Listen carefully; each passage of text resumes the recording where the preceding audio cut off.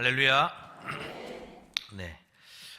사람은 누구나 다 행복한 삶을 살고 싶어 합니다. 그래서 그리스 철학자 아리스토텔레스는 이렇게 이야기합니다. 인간의 목적은 행복이다라고 이렇게 이야기합니다. 그리고 레오나르도 다빈치는 또한 이렇게 이야기합니다. 잘 지낸 하루가 행복한 잠을 이루게 하는 것처럼 잘 보낸 인생은 행복한 죽음을 가지고 온다. 우리가 하루를 잘 보내면 하루가 행복하고, 우리가 인생을 잘 보내면, 행복하게 잘 보내면 우리의 삶이, 우리의 죽음이 참되고 복되다라고 이렇게 말하고 있습니다. 국어사전에서는 행복을 이렇게 정의합니다. 생활에서 충분한 만족과 기쁨을 느끼어 흐뭇한 상태가 행복이다라고 이렇게 이야기합니다. 그러면 여러분들은 지금 어떻습니까? 행복한 삶을 살고 계십니까? 네. 조금 우리가 노력을 해야 될 것 같습니다. 더 행복하고 더 은혜로운 삶을 살기 위해 노력하는 우리 모든 신성의 가족들이 되시기를 간절히 소망합니다.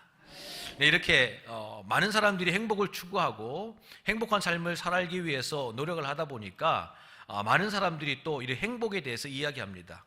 대표적으로 하버드 대학 교수인 조지 베일런트는 행복의 조건을 7가지로 이야기하기도 하고, 또한 어떤 사람은 10가지, 어떤 사람은 5가지, 3가지 행복에 대해서 이야기하는 것들이 많이 있습니다. 제가 이렇게 여러 가지 그 조건들을 보면서 쉽게 4가지로 정리할 수 있을 것 같습니다. 이 4가지를 보면 첫 번째로는 쾌락입니다. 플레저, 기쁨이고 만족함입니다. 우리가 보통 살아가다 보면 먹는 것, 그리고 보는 것, 하는 것을 통해서 우리가 기쁘고 감사하고 만족함을 누리게 됩니다. 그렇다 보면 이 모든 것들이 우리에게 긍정적으로 다가오면 우리의 삶의 에너지와 원동력이 될 수가 있습니다. 그런데 중요한 것은 이 만족이라는 것이, 쾌락이라는 것이 우리의 이런 규범 안에서, 많은 사람들이 서로 이렇게 배려하는 안에서 이것들을 우리가 하면 정말 좋은 에너지가 되는데, 그렇지 못하고 내가 조금 더 짜릿하게, 내가 조금 더 강한 그런 만족함과 쾌락을 유지하기 위해서 내가 조금 더 하다 보면 이것이 결국에는 다른 사람들에게 피해를 주게 되고 범죄가 되고, 결국에는 우리의 인간성을 훼손하게 하는 그러한 것을 볼 수 있는 것입니다. 두 번째로는 프레스티지라고 해서 명예입니다. 나는 유명한 인사도 아니고 정치인도 아니고 기업가도 아닌데 나에게 무슨 명예로운 것이 있겠냐라고 생각하겠지만, 이 땅에 있는 모든 사람들은 다 명예가 있습니다. 쉽게 이야기하면 명예라는 것은 나의 존재를 인정받고 내 이름을 인정받는 것, 내 삶의 가치를 인정받는 것이 바로 명예다라고 보면 될 것 같습니다. 우리 여기 계시는 모든 우리 장로님, 권사님, 안수집사님, 집사님들, 그리고 여러분들이 가정에서의 한 어머니로, 아버지로, 그리고 또한 가정에서의 자녀로서, 아들로서, 딸로서 그런 다 여러분들의 가치와 명예가 다 있다라는 것을 여러분들은 기억하셔야 합니다. 그렇다면 또 이 명예를 우리가 조금 더 좋은 명예, 조금 더 많은 사람들에게 인정받고 좋게 평가받기 위해서 내가 이 규범 안에서의 삶이 아니라 정말 옳지 못하는 그러한 일들을 함으로 말미암아서 이 명예로운 삶이 오히려 불명예로울 수도 있다는 것을 우리는 기억해야 하는 것입니다. 그리고 세 번째로는 파워, 힘입니다. 권력이라는 것은 내가 어떤 위치나 내가 어떤 능력을 가지고 있을 때 이 권력이 있다라고 생각할 수 있겠지만, 이 권력이라는 것은 쉽게 이렇게 정의할 수 있습니다. 영향력 있고 지위가 있는 사람들이 가지고 있는 권력뿐만 아니라 내가 다른 사람에 의해서 조정되어지지 않고 내가 누군가에게 영향력을 끼치는 것, 그것이 바로 권력이고 힘입니다. 그렇기 때문에 우리 이곳에 모여있는 우리 모든 성도들에게도 권력이 있고 힘이 있습니다. 쉽게 예를 들어 볼까요? 우리 아이들도 있는데, 제가 경빈이와 우빈이를 키우고 있습니다. 경빈이와 우빈이를 키우고 있는데, 쟤들이 이렇게 조금씩 자라나면서 이제 엄마의 입장으로, 아빠의 입장으로 이러한 직업을 가지고 살았으면 좋겠다, 이러한 삶을 살았으면 좋겠다라고 생각을 하고 계속 그 아이들을 그쪽으로 인도합니다. 그런데 중요한 것은 그 아이들의 삶과 그 아이들의 가치가 부모의 삶과 부모의 가치와 합의가 되고 함께 그 목적을 향하여서 노력을 하면 시너지를 이뤄서 정말 그 일을 위해서 열심히 공부하고 열심히 훈련할 수 있겠지만, 엄마 아빠는 이걸 하길 원하고 자녀들은 이걸 하길 원합니다. 그러면 어떻겠습니까? 끊임없이 반목하게 되고 끊임없이 서로 자신의 감정, 자신의 의견을 가지고 대립하게 됩니다. 그렇다 보면 결국에는 분란이 될 수가 있고 불화가 될 수 있다는 것을 알 수가 있습니다.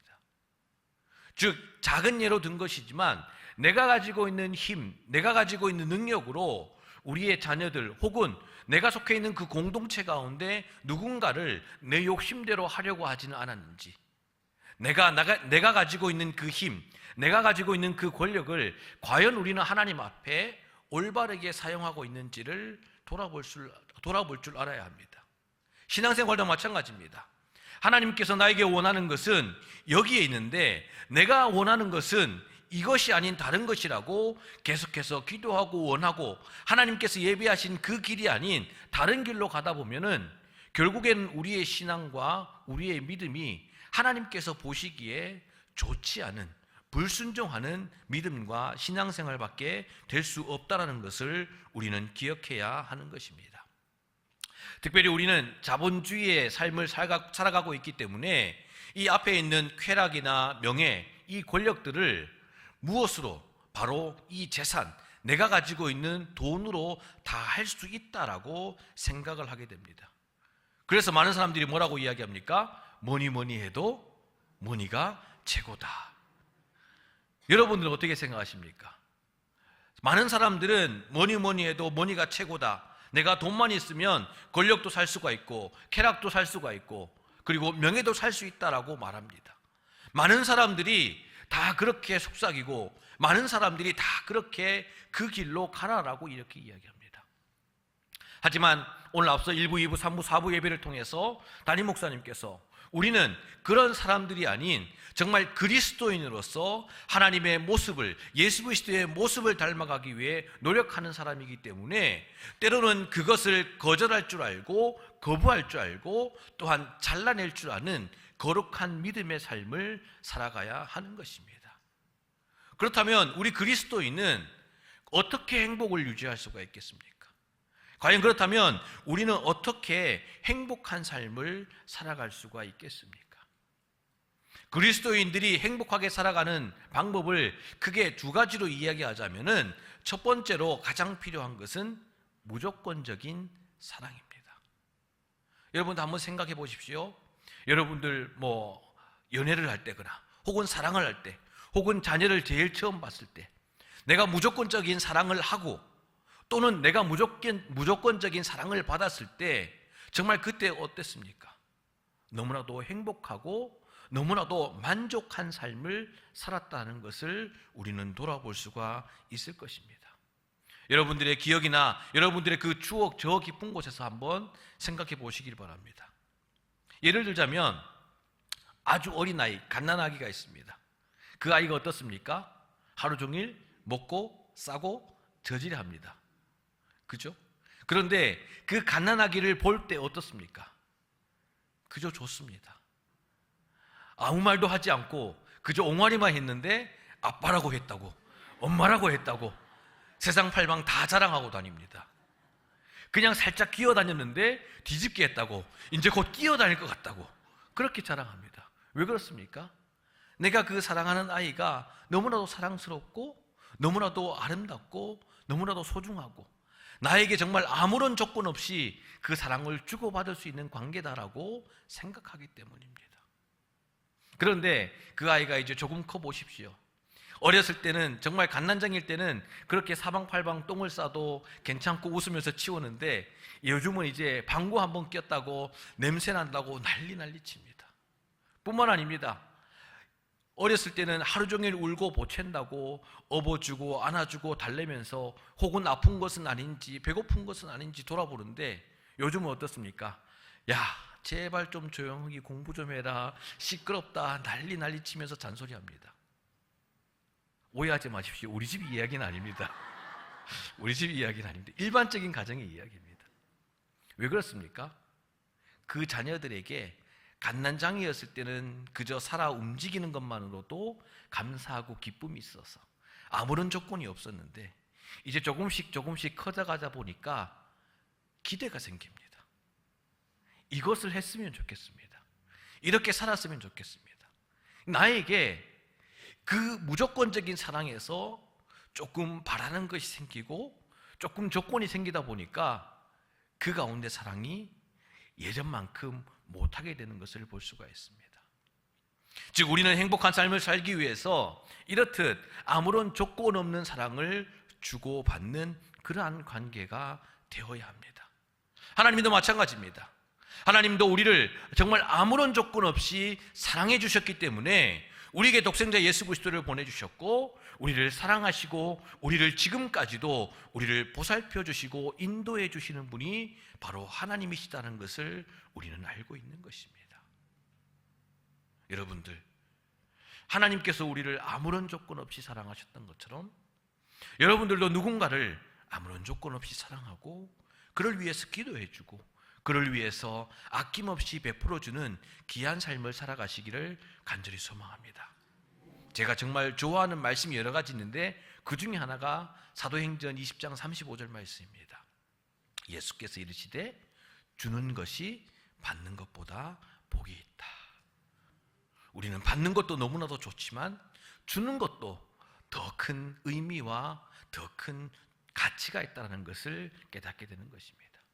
그리고 두 번째, 그리스도인이 행복할 수 있는 그러한 조건이 무엇이냐면은 우리가 오늘 말씀을 통해서 같이 나눌 말씀인데 바로 삶의 목적과 의미가 있어야 되는 것입니다. 우리는 정말 살아가다 보면 사랑이 최고인 것 같고 사랑이 가장 소중한 것 같지만 그 사랑과 함께 두 축을 이루어야 되는 것이 바로 삶의 목적과 삶의 의미라는 것을 우리는 알아야 합니다.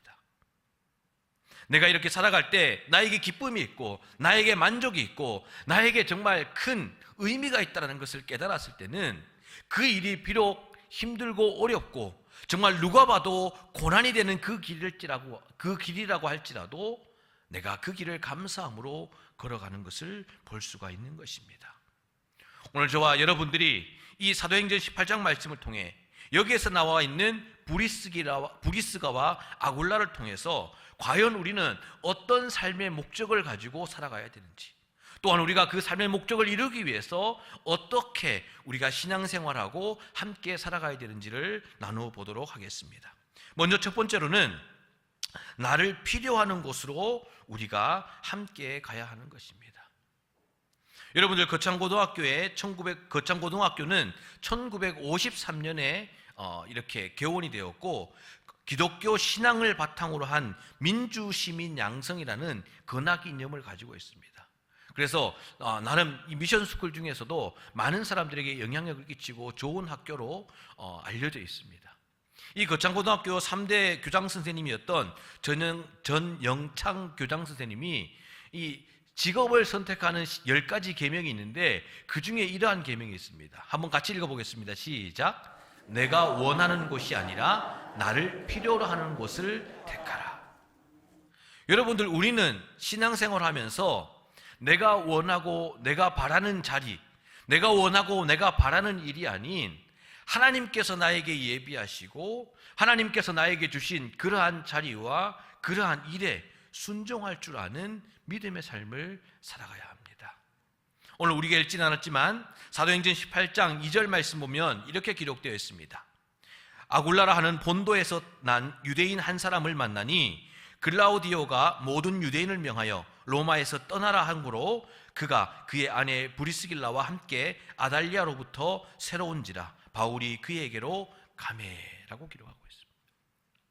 이 말씀은 이제 바울이 브리스가와 아굴라를 처음 만나는 장면입니다. 아굴라는 소아시아 본도 태생의 유대인의 남자였고 그리고 그의 아내 브리스가는 혹은 브리스길라라고 불리는데 이 여자는 로마 시민권이 있는 사람이라고 이야기합니다.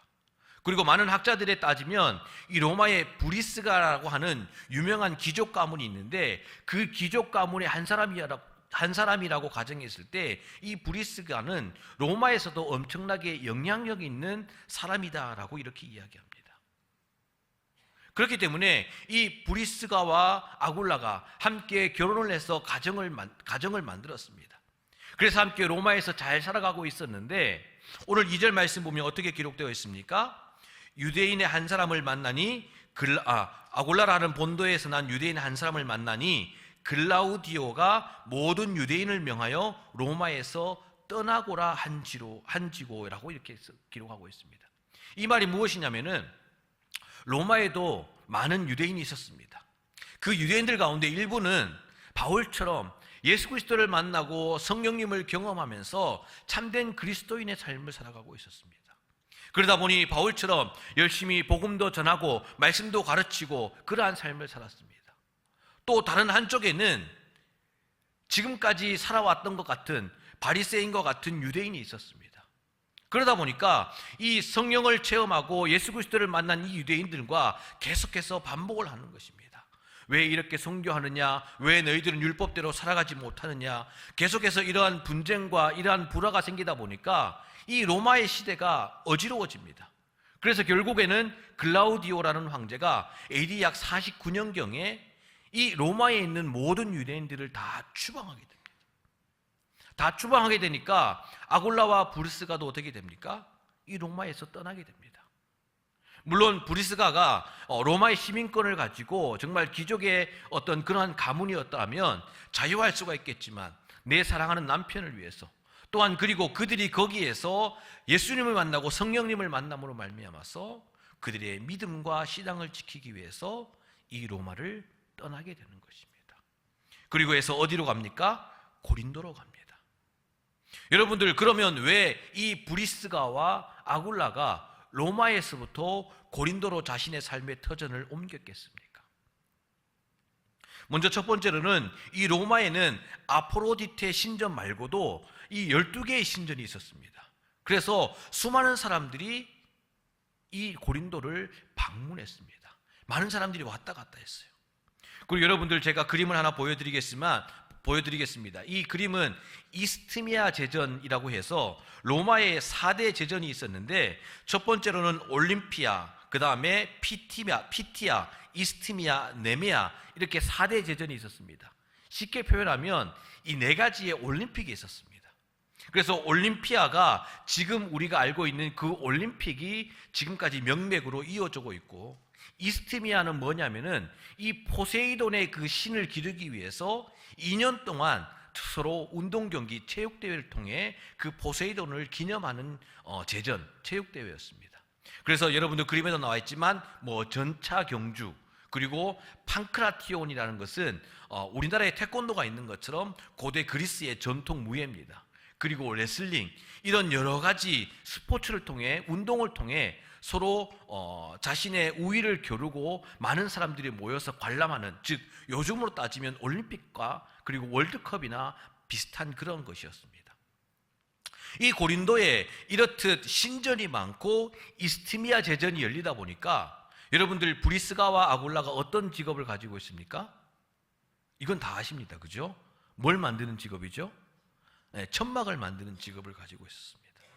여러분들, 요즘은 선수촌이다, 호텔이다, 많은 좋은 숙박시설이 있어서 많은 관광객들이 오고 많은 선수들, 관람객들이 오면 호텔을 이용하고 선수촌을 이용하지만 이때는 그런 것들이 없었습니다.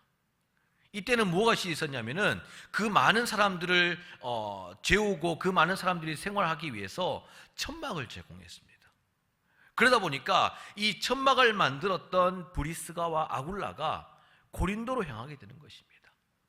로마에서 고린도로 향했을 때는 이제 우리가 다른 곳에 가서 뭘 먹고 살지라고 고민하다가 이스트미아 제전과 신전을 바라보고 수많은 사람들이 모이는 것을 보고 우리가 고린도에 가서 열심히 천막을 만들고 열심히 일함으로 말미암아 생활하고 우리가 행복을 유지하면 되겠구나라고 생각을 하고 고린도로 갔습니다.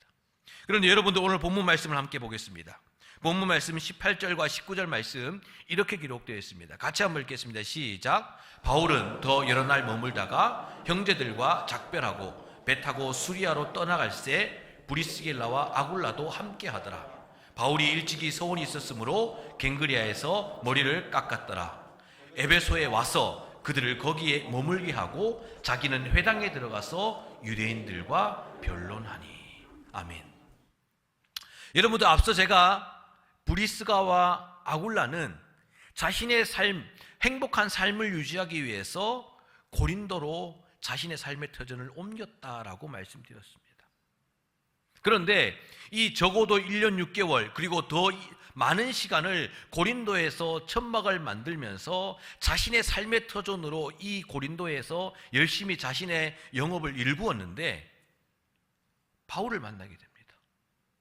바울을 만나게 되면서 낮에는 바울과 함께 천막을 만들고 밤에는 함께 예배를 드리고 함께 말씀을 나누고 함께 복음을 전하다 보니까 그렇지 않아도 이 브리스가와 아굴라에게 믿음이 있고 신앙이 있었는데 바울을 통하여서 예수 그리스도를 더 인격적으로 만나게 되는 것입니다. 성령님을 체험하게 되는 것입니다. 그 마음속에 그 뜨거웠던 그 신앙과 그 믿음이 불붙어 타올라서 이제는 그가 고린도에 왔을 때 내가 열심히 일하고 돈을 벌어서 나의 가정과 나의 이 기업을 잘 이루어야겠다라고 생각했더라면 이제는 이 바울을 따라서 그가 에베소로 움직이고 그가 다른 곳으로 감으로 말미암아서 그의 믿음, 그의 삶의 목적이 돈과 자신의 가정이 아니라 하나님의 말씀과 하나님의 사명으로 발전되었다는 것을 우리는 오늘 이 18절과 19절 말씀을 통해 깨달아야 하는 것입니다. 그 말은 무엇입니까? 우리가 함께 신앙생활하며 우리가 함께 이 신성교회에서 믿음 생활하면서 우리가 정말 진정한 그리스도인으로 거듭났다면 내 안에 있었던 욕심, 내 안에 있었던 재물, 내 안에 있었던 명예, 내 안에 있었던 그 소유욕이 나의 삶의 목적이 되었다면 이제 그 모든 것들을 내려놓고 하나님과 하나님 나라에 그리고 하나님께서 나에게 주신 그 사명이 나의 삶의 목적이 되고 나의 삶의 의미가 되어야 된다는 것을 오늘 하나님께서 이 말씀을 통해 말씀하고 계시는 것입니다. 브리스가와 아굴라가 내가 필요로 의해서 고린도로 움직였더라면 이제는 하나님께서 필요로 하는 그곳으로 에베소로 바울과 함께 길을 떠나고 그곳에 정착하며 그곳에서 하나님의 말씀과 하나님의 은혜를 나누는 그 말씀을 오늘 우리가 함께 보고 있는 것입니다. 사랑하는 성도 여러분, 그리고 오늘 헌신 예배를 드리는 3, 4, 5 여전도의 회원 여러분, 하나님께서 우리를 필요하시는 곳에 하나님께서 우리를 부르시는 그 자리에 우리가 가서 순종하며 헌신하는 믿음의 삶을 살아가시기를 간절히 소망합니다. 특별히 이제 10월이 다가오고 11월이 다가옵니다. 그렇다 보면 교회 안에 여러 가지 직분들, 여러 가지 일할 자리들 많이 있습니다. 내가 원하는 곳이 아니라 하나님께서 나를 부르시는 곳, 하나님께서 나를 필요로 하시는 그곳에 하나님의 부르심이 있다라면 감사함으로 순종하는 믿음의 성도들이 되시기를 간절히 소망합니다. 그리고 두 번째로는 우리가 사람을 세우는 사람이 되어야 합니다. 여러분들, 오늘 본문 18절에서 22절까지는 이제 바울이 2차 선교 여행을 마무리하고 있습니다.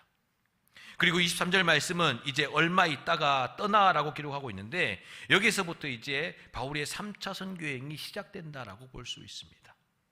그러면서 오늘 등장하는 사람이 있습니다. 24절 말씀을 우리가 함께 읽어보겠습니다. 24절입니다. 같이 한번 읽겠습니다. 시작. 알렉산드리아에서 난 아볼로라 하는 유대인이 에베소에 이르니 이 사람은 언변이 좋고 성경에 능통한 자라.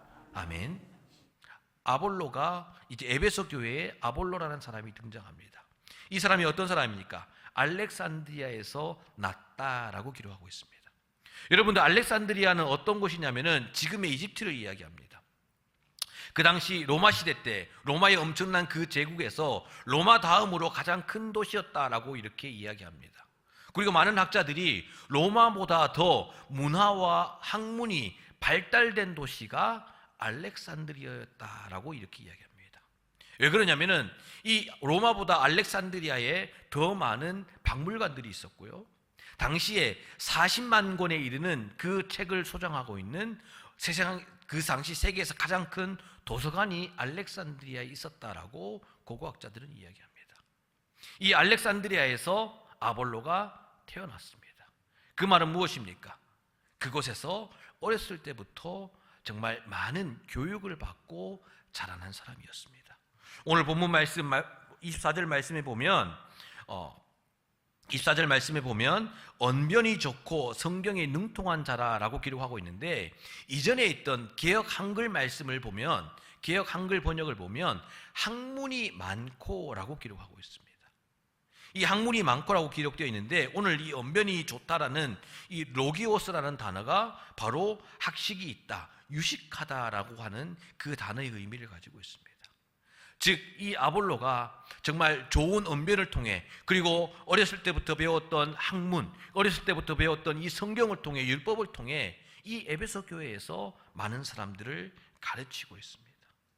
그런데 그 가르침이 어떻습니까? 25절 말씀을 같이 한번 읽겠습니다. 25절입니다. 시작. 그가 일찍이 주의 도를 배워 열심으로 예수에 관한 것을 자세히 말하며 가르치나 요한의 세례만 알 따름이라. 아멘. 아볼로가 열심히 에베소 교회에서 말씀을 가르쳤습니다. 그런데 이 말씀이 어떤 말씀입니까?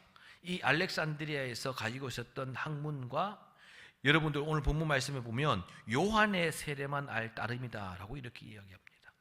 요한이 무엇을 이야기했습니까? 요한이 크게 두 가지를 이야기했습니다. 회개하라, 우리는 회개해야 된다. 그리고 무엇을 이야기했습니까? 천국에 가까이 왔느니라. 즉 세례 요한은 예수 그리스도를 준비하는 사람이지 예수 그리스도를 적극적으로 경험하고 전한 사람은 아니었습니다. 그렇기 때문에 예수 그리스도께서 말씀하신 하나님의 나라와 복음에 대해서 온전히 이 아볼로가 알지 못했던 것입니다. 오늘 이 모습을 바라보면서 26절 말씀 보면 이렇게 기록하고 있습니다. 그가 회당에서 담대히 말하기 시작하거늘 브리스길라와 아굴라가 듣고 데려다가 하나님의 도를 더 정확하게 풀어 이르더라 라고 기록하고 있습니다. 여러분들, 제가 로마에서부터 고린도로, 그리고 고린도에서부터 에베소로 온 사람이 있다고 했는데 누구라고 말씀드렸습니까? 브리스가와 아굴라였습니다. 브리스가와 아굴라가 하나님을 만나고 또한 신앙생활을 열심히 하고 바울과 함께 선교 활동을 했던 사람이었기 때문에 이 사람도 당연히 어디로 갔겠습니까? 회당으로 갔습니다. 회당으로 가서 열심히 예배를 드리고 열심히 말씀을 듣다 보니 앞에서 누가 있습니까?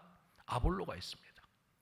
아볼로가 자신이 가지고 있는 많은 학문, 지식을 가지고, 또한 이 세례 요한이 말했던 그 말씀, 복음을 가지고 들었을 때, 아, 정말 너무나도 좋은 말씀인데 뭔가 부족하다라는 것을 깨닫게 됩니다.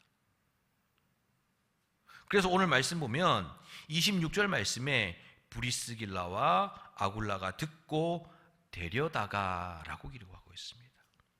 오늘 저와 여러분들이 함께 정말 깊게 나누어야 될 말씀이 이 데려다가라고 하는 말씀입니다.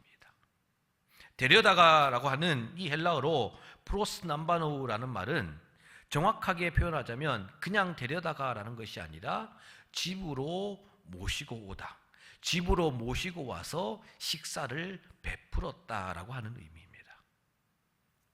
한마디로 말해서 우리 여러분들 성도분들이 정말 담임 목사님을 집으로, 이제 신방으로 초대해서 그곳에서 목사님을 대접했다라는 것으로 볼 수 있습니다.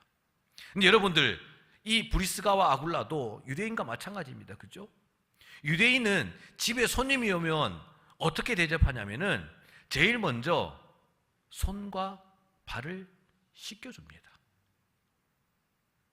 요한복음 13장 말씀에서도 예수님께서 제자들의 그 발을 씻겨주시는 것을 볼 수가 있고, 또한 수많은 문헌을 보더라도 유대인들이 손님이 집에 오거나 귀한 손님이 집에 오면 가장 먼저 손과 발을 씻겨줍니다. 물론 종이 있으면 종이 합니다. 그러면 그렇지만 종이 없다라면 이 주인이 직접 그 손님의 손과 발을 씻겨주는 것입니다. 오늘 말씀은 아볼로가 자신이 정말 2년 가까이 혹은 그 이상 믿음을 가지고 신앙을 가지고 바울과 함께 복음을 전하고 예수 그리스도의 그 복음과 하나님의 나라에 대해서 정말 내가 충분히 경험하고 충만한 그 은혜를 가지고 정말 신앙생활을 하고 있는데 이 아볼로가 전하는 그 말씀이 조금 부족해 보이는 겁니다. 그런데 그 자리에서 이렇다 저렇다 하는 것이 아니라 아볼로를 집으로 모셔옵니다. 그리고 정성스럽게 손과 발을 닦아줍니다. 그리고 식사를 대접하면서 자신이 바울과 함께 했던 것, 자신이 지금까지 신앙생활했던 것, 자신이 지금까지 하나님을 경험하고 예수 그리스도의 은혜를 경험하고 성령님의 그 체험하심을 통해서 받은 그 은혜와 사랑과 복음과 하나님의 나라에 대한 것들을 오늘 브리스가와 아굴라에게 전하고 있는 모습이 26절 말씀인 것입니다. 한마디로 말해서 부족하고 연약하지만 겸손하게 아볼로를 믿음으로 양육하고 있는 것입니다. 그런데 여러분들, 제가 단언컨대 여러분들에게 말씀드릴 수 있습니다. 이 만남은 결코 한 번으로 끝나지 않았을 것입니다. 바울과 함께 했던 그 수많은 그 믿음의 현장 가운데 전하고 나눌 수 있는 말씀들이 얼마나 많았겠습니까? 적어도 한 달에 한 번, 아니면 정말 2달에 한 번이라도 그 아볼로를 집으로 초대해서 극진히 겸손히 섬기며 믿음을 나누고 말씀을 나누고 하나님의 은혜와 하나님의 나라를 나누는 귀한 삶을 살아가며 이 아볼로를 에베소 교회의 좋은 지도자로 세우게 되는 것입니다. 여러분들, 우리 교회의 중요한 사명 가운데 하나가 무엇입니까? 가정에서 자녀를 주의 제자로 세우는 것입니다. 즉 우리는 가정에서든 교회에서든 어디에서든 우리가 하나님의 자녀, 하나님의 사람을 세워야 하는 귀한 사명을 가지고 우리는 이 자리에 모여 있는 것입니다. 여러분들의 가정에서 여러분들의 자녀를, 여러분들의 가족을 하나님의 사람, 하나님의 일꾼으로 세우기 위해 노력하고 기도하는 믿음의 성도들이 되시기를 간절히 소망합니다.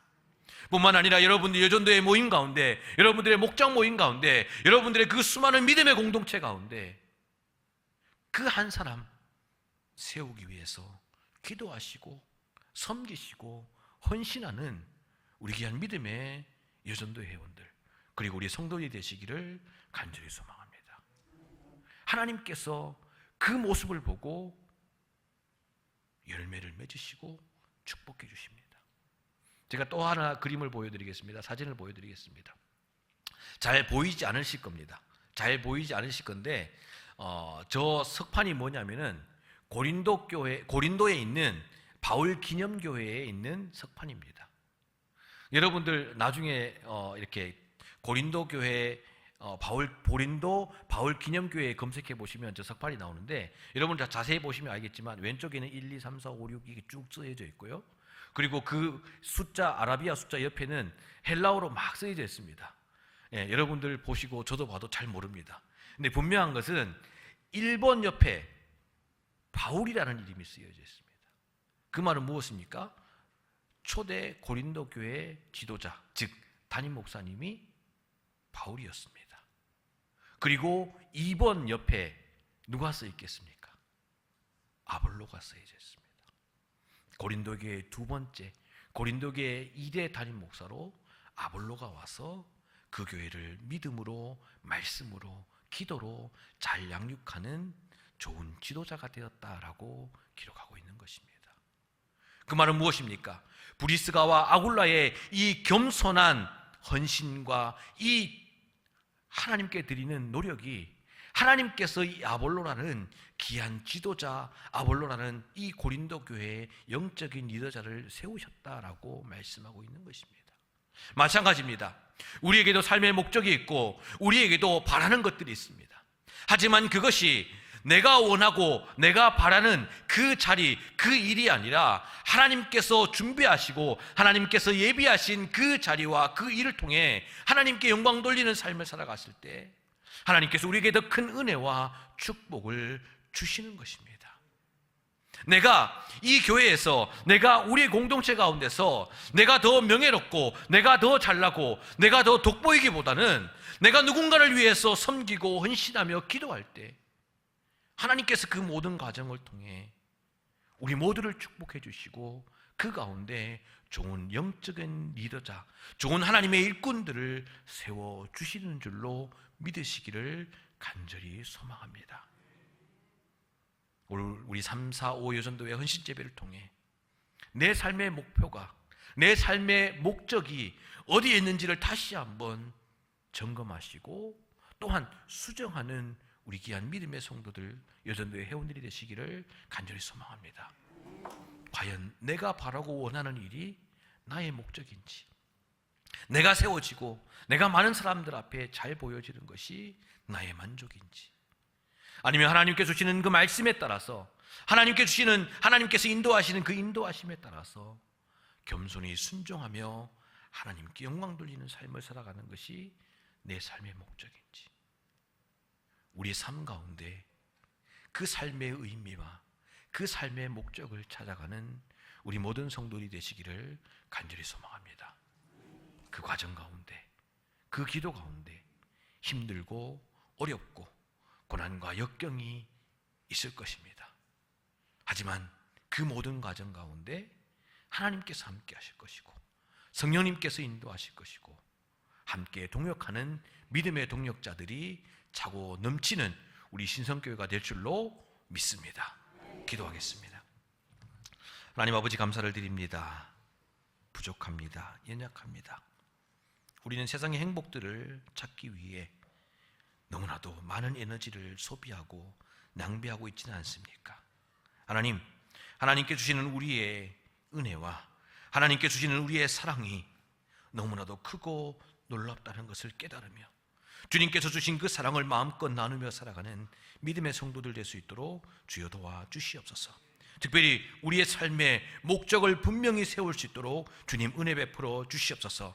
3, 4, 5 여전도의 헌신 예배 가운데 하나님 말씀하여 주시옵시고 우리 모든 성도들 가운데 하나님께 성령으로 친히 말씀하여 주셔서 하나님께 주신 귀한 말씀대로 하나님께서 예비하신 그 귀한 자리와 일에 따라 순종하며 하나님께 나가는 믿음의 삶을 살아가게 주여 도와주시옵시고 무엇보다 하나님, 우리 교회 하나님께서 기뻐하시는 일꾼을 한 사람 한 사람 세우기 위해 우리가 함께 기도하며 노력하며 겸손하게 섬기는 믿음의 우리 여전도회 회원들, 우리 모든 성도들이 되어 하나님께서 기뻐하시는 신성교회, 하나님의 일꾼이 차고 넘치는 우리 신성교회가 될 수 있도록 주님 역사하여 주시옵소서. 함께 해주실 것을 믿으며 모든 말씀을 예수님의 이름으로 간절히 기도드리옵나이다. 아멘.